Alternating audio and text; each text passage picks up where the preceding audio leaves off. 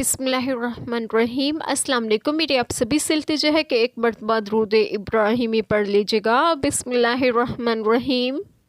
اللہم صلی علی محمد وعلی آل محمد کما صلیت علی ابراہیم وعلی آل ابراہیم انک حمید مجید۔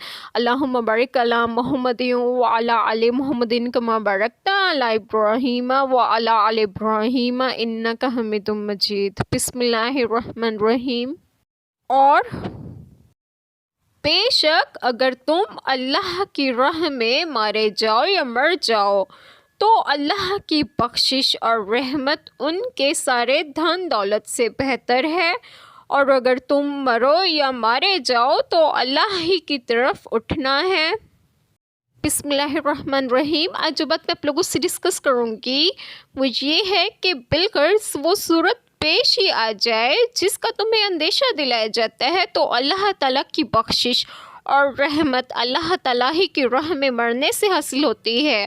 اور اس آیت کریمہ میں مقامات ابدیت کے تینوں مقاموں کا بیان فرمایا گیا ہے۔ پہلا مقام تو یہ ہے کہ بندہ بخوف دوزخ اللہ تعالیٰ کی عبادت کرے تو اس کو عذاب النار سے امن دی جاتی ہے۔ اس میں اس کی طرف لَمَغْفِرَةٌ مِّنَ اللَّهِ میں اشارہ ہے۔ دوسری قسم میں بندے وہ ہیں جو جنت کے شوق میں اللہ تعالیٰ کی عبادت کرتے ہیں، اس کی طرف رحمتٌ میں اشارہ ہے کیونکہ رحمت بھی جنت کا ایک نام ہے۔